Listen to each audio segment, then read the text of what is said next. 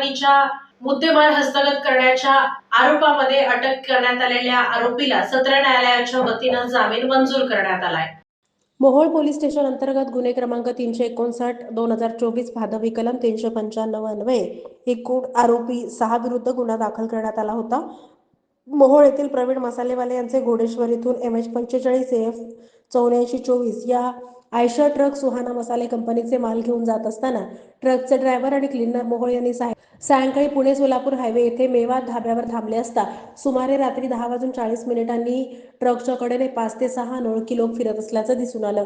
एकानं हा ट्रक सोलापूरकडे जात आहे का असं विचारलं। त्यांनी ड्रायव्हरचा मोबाईल हातातून हिसकावून घेतला आणि एकानं लोखंडी गजानं क्लीनर साईडच्या दरवाजाची काच फोडली। यानंतर सर्व आरोपींनी ड्रायव्हर आणि क्लीनर खाली ओढून त्या दोघांना लाथाबुक्क्यांनी मारहाण केली आणि 2 आरोपी या घटनेनंतर ट्रक घेऊन पसार झाले आणि सर्वजण एका कारमध्ये बसून फरार झाले।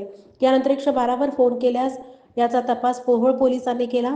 सदरच्या ट्रकमध्ये GPS असल्याने ट्रक ही गावडी दारफळ ते पडसाळी या गावच्या दरम्यान असल्याचं आढळून आलं। पोलीस लागलीच ताब्यात घेण्यासाठी तेथे गेले असता आरोपी सागर भोजू पवार हा तिथे आढळून आला।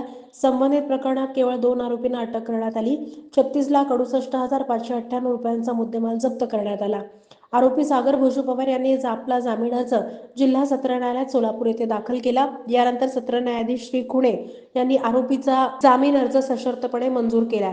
या प्रकरणामध्ये advocate Kadir Auti, advocate Imran Patil, advocate Dattatray Kapure, advocate Vaibhav Bonge यांनी